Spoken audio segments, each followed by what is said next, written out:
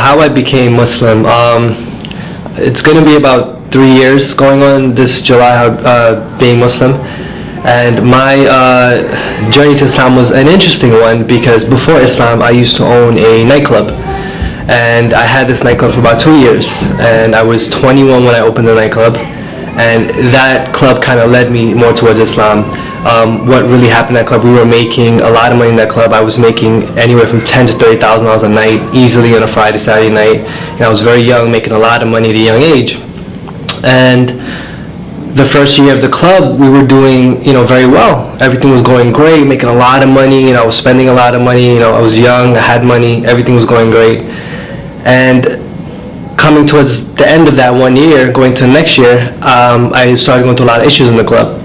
A lot of fights, people getting hurt, business was slowing down. Instead of making $10,000, I was making maybe $5,000, $6,000. For a nightclub that holds 500 people, that's not a lot of money, So I was a little worried, and I come from a Hindu family. My father was a Hindu priest, his father was a Hindu priest, I was supposed to be a Hindu priest, and I was a following Hindu. I actually, used to pray to the idols, pray to the statues every day, every morning. I woke up religiously and pray to these idols, ask for everything to be okay. Hinduism has a lot of different idols, different gods. And when I was going through these problems, the first thing that I wanted to do was go and find out from my family, what should I do? And being a following Hindu family, they advised me to go to the pundit and to do all these different kind of things. One thing come from a Hindu family, these pundits, they do a lot of things that involve magic, but they don't think it's magic. And I kind of got tangled up into that.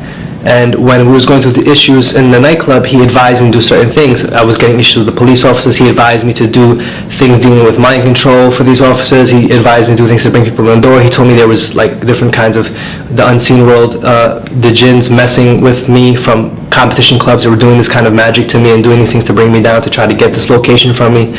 And business was basically falling. And then when I started doing this magic and all these different things that they were doing, and at the time I didn't know what it was. I thought this was just part of the religion. Business got better. It got better, everything started improving, everything started going great. I used to get about 30 summonses a week, and with this magic they all get dismissed, with no problems. Everything was just going great. I did this for a while, and all of a sudden it just stopped working. This was coming close to the end of the 2 years. And it just stopped working, and I didn't know why, and I got upset. It came to the point where it was either I close the nightclub and lose over $800,000, or just fight and go to court and do all these different things, which I did. One weekend I spent over $30,000 in lawyers just, trying to fight, keep this place open. And then I just got fed up. I said, if I'm doing everything that my religion is telling me to do, if I'm praying to all these gods and doing all these things, why is this bad stuff happening to me? I said, I'm a good person, I follow all this stuff, and it's the main thing people say, I'm a good person, and I'm following all these things, why are these bad things happening to me? And I got frustrated, and I said, you know what, take the club. And I left it, and I closed it. And it just so happened a week before this stuff was happening, a friend who was very close with me was with me from the day the club opened. He disappeared for a while. And he was actually learning about Islam. And he showed up that week that all these things were happening to me. He said, what's up? What's going on? I said, everything's okay. Everything's, all these bad stuff is happening. He said, well, listen, I'm looking into this thing called Islam. I said, yeah, Islam, those Muslims, those terrorists, you looking into those things? He said, yeah, they're not what you think they are. I said, really? I said, all right, no problem. I kind of brushed them off, and I went about my business.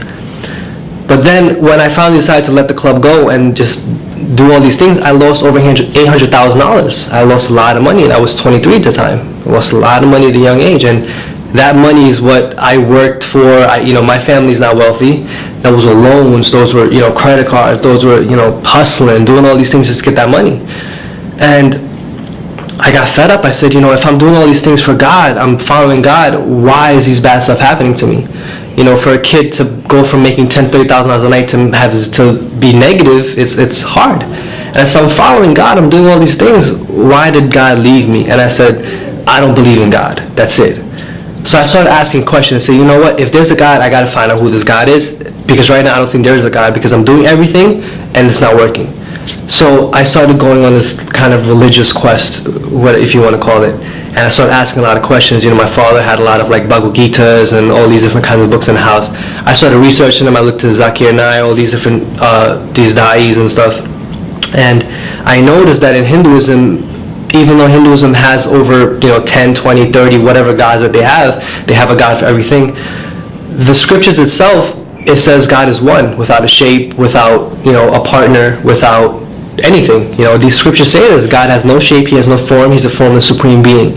He has no parents, he has no offsprings. And the Hindu scriptures say that, the Bhagavad Gita, the Upanishads, the Puranas, all scriptures say the exact same thing. But these Hindus, they're following a mythological story. This is what they're doing. And they teach us this, and we grew up with this. This is how I grew up. And I kind of got fed up. I said, okay, if this is not what it is, then what is it? Because I was taught that I'm the greatest of all because I was born a Hindu, and you can't just become a Hindu, you have to be born a Hindu. And I said, okay, if this is not it, let me look at Christianity. I said, Christians are cool, they can eat beef, they can eat pork, they can all this stuff's kind of cool. Because I like to eat. So, I thought it was cool. So I looked into it. But when I started reading the Bible is kind of confusing at first. There's over 500 versions. I don't know which one to read, so I just picked up another one, 500 versions of the Bible. Which one do you choose? Who's right? There's nothing's really right with that. And I started reading one version of it. I think it was just the New Testimony, whatever it was, whichever version of that one there is. But when I started reading it, it was very confusing to me. And there was a lot of contradictions because in the Bible it says, Jesus spoke to the Father, but then he is God himself. And then, he was talking to all these different three people. And if he was God, then who was he talking to? He said, I am the Father, the Son. It was different. And it was a lot of contradictions in it, so I kind of got fed up. So I went back and I spoke to my friend who was looking into Islam. And he said, let's go check out, let's go get a Quran. So I went, I took a drive down to Brooklyn, and I picked up English translation of the Quran. And if you ever look at the Quran the first time, it's kind of confusing in English translation, because you don't know what's Baqarah, what's Fatiha, what's all these, so you don't know what this is. Like, why am I reading about a cow? What is all this stuff? So I just kind of opened it to some random page. And I don't remember the exact ayah, I have it written down, but what it basically, the ayah said to me was that, it was we who pulled you from the sin in order that you may return to the straight path. If you revert to your sins, we shall revert to your punishment. We shall revert to our punishment. And I don't remember what ayah it was, I think it was Imran, but I'm not sure. But it spoke to me, it says, it is we who have pulled you from the sin in order that you may return to the straight path. If it wasn't for our favor upon you, you would have been the same fire as them. And these kind of like the context it said. And this is the first thing I ever read in the Quran. It was just a random page. So I said, wow, what is this? So I started doing research. I started researching the miracles of the Quran, all these different things. And I came across something, called the jinn. And then when I came across what the jinn was and these unseen creatures, and I figured out what I was doing was wrong. It intrigued me. I said, I didn't know this thing existed, because these pundits were telling me they were unseen beings, and they were, dead people and spirits and all these crazy things. And when I finally learned what it was, I was like, man, that's interesting, and I can't believe I was doing that. And it talked about tying up the knots and all these different things that we were involved with. And I intrigued me, and I kind of decided to start reading more, researching more, and doing all these different things. And one day I just finally decided to take my Shahada. And it's funny because when I took my Shahada, the day I was going to take my Shahada, for a new Muslim, it's weird, because the moment you're going to take a Shahada, all these doubts come into your mind. I told my father's, he was screaming at me, he was upset, he didn't talk to me. And I was like, should I do this? Like, I'm changing my whole life. What am I going to do? What am I going to do? And it's all these doubts come into your mind. You don't know what you're going to do, if you're doing the right thing. And I said, let me just do it. And I did it, I did it in a different circumstance, in the incorrect circumstance, but I did it. And the time that I did it, it was like it was the best feeling I ever had. It was like the shaitan was coming to me, telling me, don't do it, don't do it. I remember that night, I felt so relaxed, so free. It was like a feeling I can't even explain.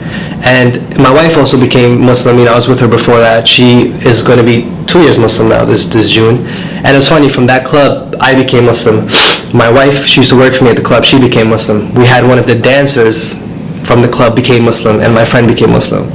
So all from that bad thing, that pinnacle of sin, cheating people, liquor, drugs, intoxicants, whatever it may be, 4 people became Muslim. And that's my story in a nutshell. There's more details to it, but in a nutshell, that's basically how it happened.